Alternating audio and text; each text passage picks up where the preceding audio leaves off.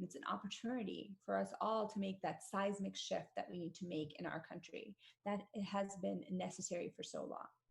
So I think that this is the perfect avenue for us to all come together and enable our economy to thrive again and enable to take care of our people and to make sure that what we're doing is right for the survival of our species and for survival of our communities, particularly centering around climate justice, particularly making sure that those who have been disproportionately affected by this have the disproportionate amount of resources that they're able to get and the amount of help they're able to get through this. So thank you for that question. And that's exactly why we need elected leaders, why we need to elect leaders who are going to have this front and center and who are going to advocate for these bold policies that are going to make us more sustainable and more resilient in the future. And make no mistake, these are policies that are driven by data, led by science. And that's exactly what we need to do when we move forward. So. Okay, our next question comes from Catherine. Catherine asks, what are your thoughts on making housing more affordable for NJ5? Catherine, that is a really great question. It is remarkable how unaffordable North Jersey and NJ5 is. It is remarkable, and I see this all the time when I'm talking to constituents, when I'm talking to folks, especially young people in the district who would love to come back and who would love to settle down here and who are sometimes unable to, actually a lot of times, because the rents are so high, because it is very difficult to be able to have affordable housing in North Jersey. And we see that in various different communities all across NJ5. I've heard so many stories of folks being moved out, gentrification that's taking place. And this is at the crux of why we can't have the kinds of communities that we really need to have in order to thrive in NJ5. I think we absolutely need affordable housing. I think we absolutely need to ensure that we have a Green New Deal with respect to housing, similar to what folks in Congress have actually talked about over time. And we need to make sure that we have housing that is truly affordable.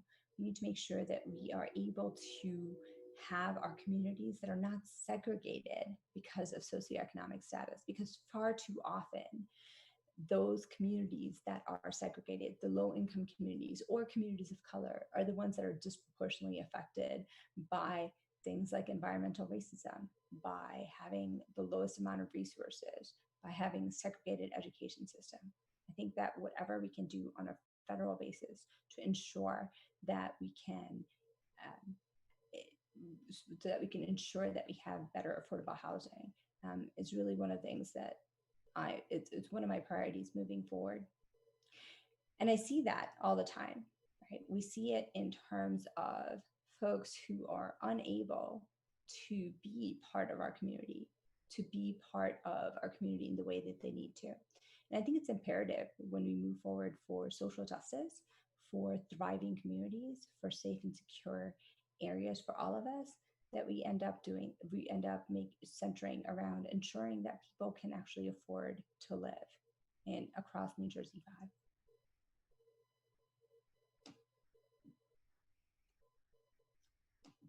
Our next question comes from Alex. Alex has a question about your incumbent. I read that you supported Josh Gottheimer when he first ran a few years ago. How did he lose your support? Alex, thank you for that question. Absolutely, I did. I supported him in 2016 when he ran against a Tea Party Congress member that we used to have. He was the glimmer of hope that we had in the 2016 election when he won. I was happy that we had flipped the district, that we were now blue. And I anticipated, much like a lot of other people in the district, that he was going to be fighting for us in Congress, that he was going to be holding Trump accountable.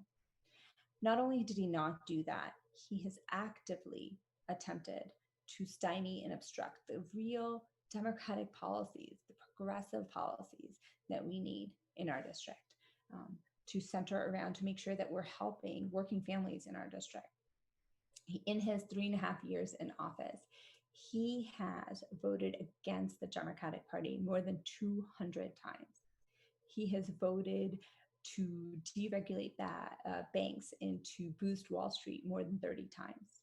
He has voted more than 20 times against the environment. So for Trump's pro-polluting, anti-climate change agenda. He has voted 26 times for Trump's anti-immigrant agenda.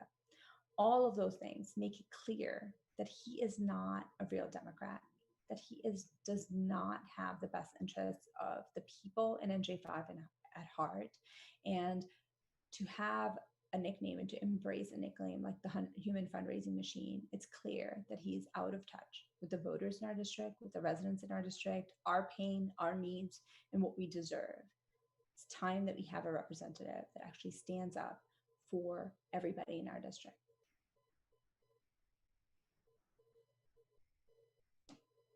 The next question comes from Anna. Anna asks, what will be your top 3 priorities in Congress? Anna, thank you for that question. I think it's imperative, especially now that we are going through a pandemic crisis, that we refocus our attention on the healthcare system. Look, Bergen County, where I live here in New Jersey, was one of the worst hits with the COVID-19 pandemic crisis. My husband is a frontline healthcare worker. This crisis, this pandemic was coming home to me, is still coming home to me every single day.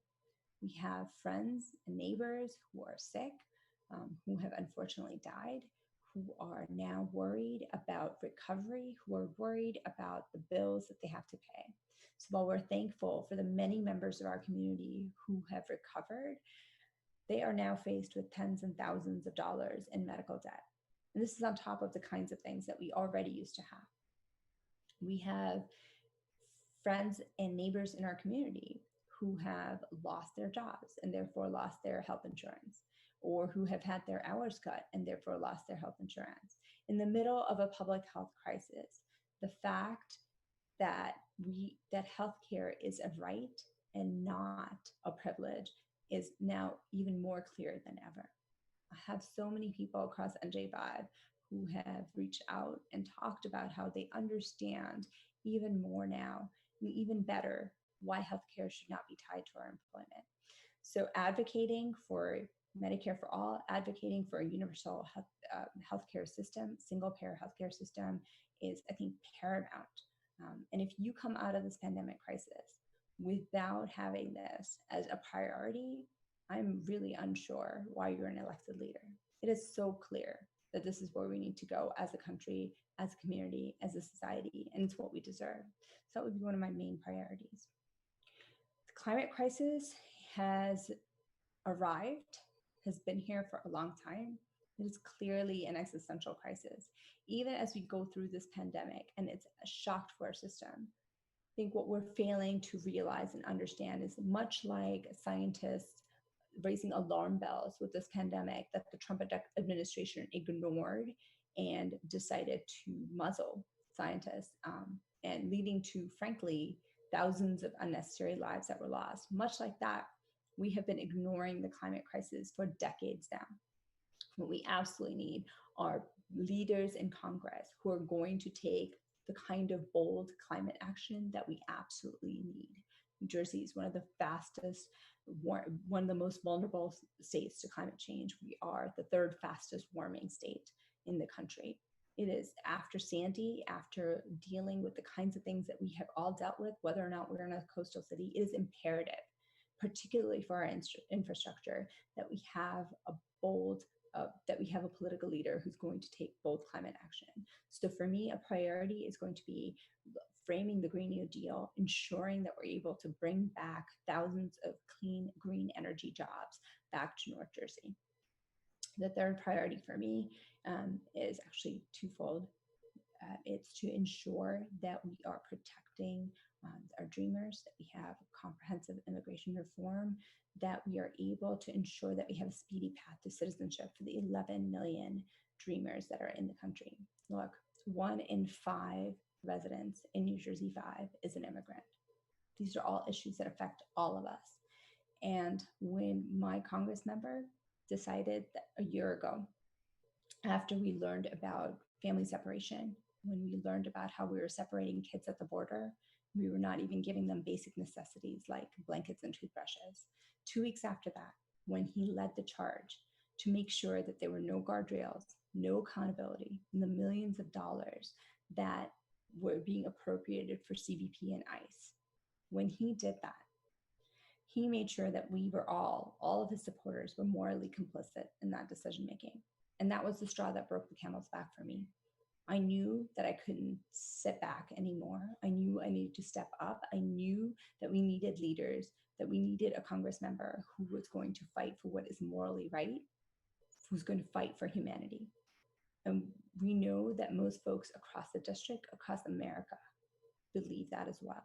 So for me, we need to ensure that we are taking care of the humanitarian crisis that's happening at the border, that we're taking care of the 11 million dreamers and more that we have, that we're ensuring protections. The Supreme Court decision, while it was good news for us, is not enough. We need to codify those policies and those protections in federal law. And we need somebody in Congress, particularly from NJ5, from North Jersey, who is able to lead on this issue. None of these three things, none of the many different things that we need to lead on are going to take place unless we have leaders who refuse corporate PAC money, who are not under the influence of corporate money. I think the undue influence of corporate money in politics has stymied the bold policies and the structural changes that we absolutely need to help regular working people in America. We've seen this with climate change. We've seen this with a whole host of other policies. We know that Citizens United is one of the worst things that's happened. Unlike my opponent, I am refusing corporate PAC money. I'm not taking any corporate PAC money. I'm not taking any fossil fuel money. And I think it's imperative that we have political leaders in Congress who are able to actually say they're beholden only to the people and not to corporations. And it's only then that we can actually move ahead on these bold climate policies or bold policies that we need for climate, for healthcare, for immigration, that are going to be centering around the people. So, thank you. Okay, Arati, I'm looking at the time. I think this may be our last question. Great. Coming up now, Neil asks, what coronavirus pandemic response will you advocate for once in Congress? Well, thank you for that question, Neil. I appreciate it. Look, we know that the response to the pandemic has been inadequate. We know it's been inadequate from the beginning. And the huge part of the reason for that has been the fact that the White House, that the Trump administration has really ignored scientists. And frankly, Congress as a whole has not centered policies and centered our stimulus packages on the people. We need to ensure that we do that. We need to ensure that we continue direct cash payments of at least $2,000 monthly until this economic crisis resolves. We need to ensure that we expand universal paid family and medical leave. I think we need to ensure that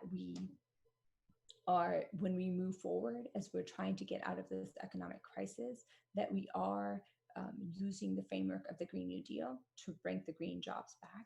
We need to ensure that we're taking care of people medically, and we need to ensure that we have enough money for testing and retesting as we move forward, because we know and we've seen and we continue to see that this virus is not going anywhere, that we need to make sure that not only do we have behavioral changes to ensure that we're protecting ourselves and each other, we frankly need a national policy about masks. It needs to come from the top down. We, at the very least, need a president who understands science and understands why you need to wear a mask. But barring that, we need Congress to take action and make sure that our policies, again, are science-led and data-driven moving forward. So for me, I think it's paramount that we center our policies on making sure that we're helping people. And that includes canceling rent. That includes a rent and mortgage moratorium, where far too many people in North Jersey are suffering. Okay. All right, is that our last question, Mike? Yep, that's it. All right, well, Thank you so much. I really appreciate the questions. If you asked a question, we haven't answered it, we will absolutely get back to you from the campaign as well. So tomorrow is primary day. Please, please, please, if you have not voted already, please vote. Please make sure that you mail in and make sure that you get the postmark for July 7th tomorrow in the vote by mail ballot. Ensure that otherwise you can also put it into the county ballot boxes by 8 p.m. tomorrow. If you do have to vote provisionally or if you need an ADA compliant machine, ensure that you know where your polling place is. It might not be where it normally is. Again, we have all of that information on aratiforcongress.com/vote. I am really excited. Our movement has been powered by grassroots strength. We have more than 1,000 volunteers. We have more than 100 student fellows. We have made 550,000 phone calls and counting. We've made more than 400,000 texts. We need all of that to get out the vote tomorrow. We are continuing our lit drops all the way for most of the day tomorrow. So for all of you who would like to come join us, who would like to ensure that we actually have a representative, a Democratic nominee for Congress who centers policies around the people, please come out and help. aratiforcongress.com/volunteer. Please support our campaign and let's win this thing tomorrow. Thank you.